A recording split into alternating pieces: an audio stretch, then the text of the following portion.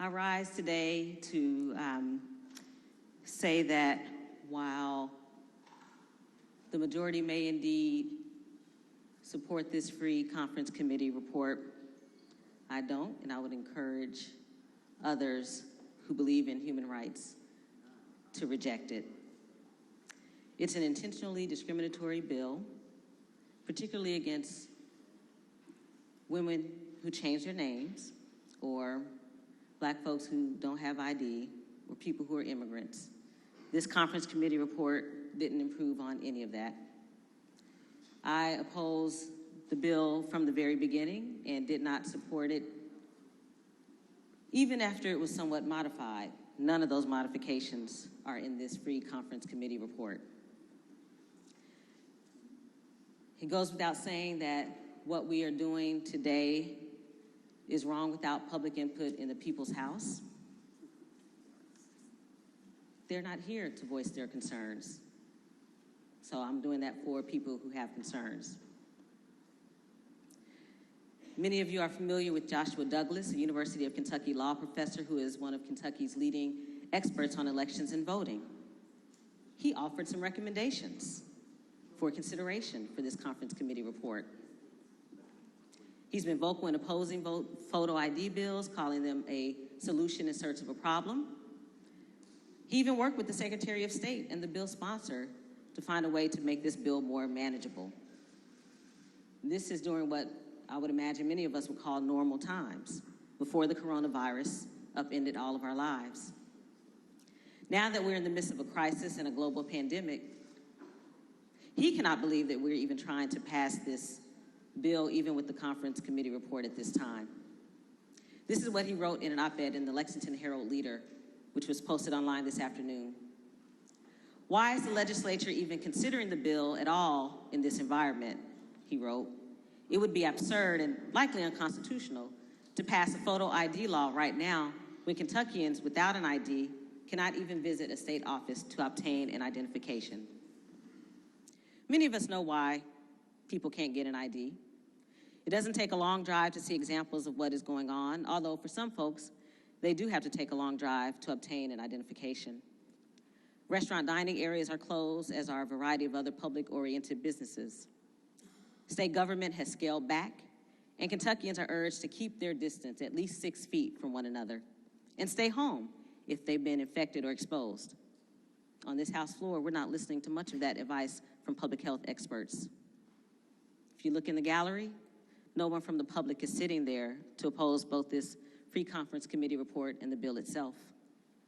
In committee meetings this week, no one from the public was sitting there either, since they were not allowed to enter the building, much less sit in the room and register concerns in person. This is a time when we should all be coming together, not putting up barriers to full participation in our democracy. And yet here we are, moving ahead with bills to make it tougher to qualify for public benefits or to make it tougher for people who will be questioned about their citizenship. And with this bill and the Free Conference Committee report, to make it tougher to vote. We don't need this bill, and we definitely don't need a coordinated attack on those among us who are already struggling. We should be coming together, not tearing each other apart. As my colleague, the gentleman from Franklin, said during the original debate on this bill, it's like the house is on fire, but we're more worried about mowing the yard. And that was before the coronavirus, before it upended our lives, and now it's more like the entire state is on fire, and here we are.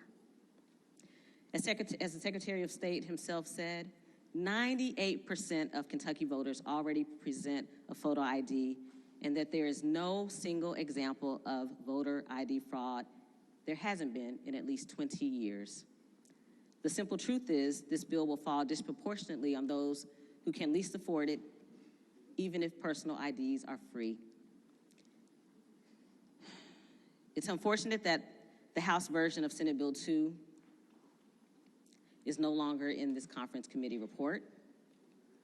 It no longer has the catch-all provision that made it possible for people with no ID, none whatsoever on them, to vote. Those who moved here from another state would not be able to use their ID either, which is absolutely shocking. If their driver's license is good enough, if they're pulled over or to use at the bank, it absolutely should be good enough to vote. And we are about to make it even tougher to get those IDs because real IDs will only be available in regional and mobile offices. Rushing this so it is in effect for November's election makes this even worse. We've already changed our primary election. We're already throwing people off. And yet we're rushing requirements that cannot be adequately met, as our county clerks have warned. And at the very least, we're risking a court battle that could and likely will strike down this law altogether. Professor Douglas said that research shows the presence of a strict photo ID law has, in his words, virtually no effect on voters' confidence in the integrity of the election system. This Free Conference Committee report is a reflection on that. For too many Kentuckians in urban and rural areas, this photo ID bill tells them that we have no confidence in them. This bill says we don't want to see them at the polls and that we don't mind that they're not at the Capitol this week either to voice their objections. This is not who we should be. This is not a democracy. I encourage you to vote against this conference report, and not just because it's wrong for our voters. Vote against it because this is not how we should be conducting ourselves either, whether we're in a crisis, a global pandemic, or not. Thank you, Mr. Speaker.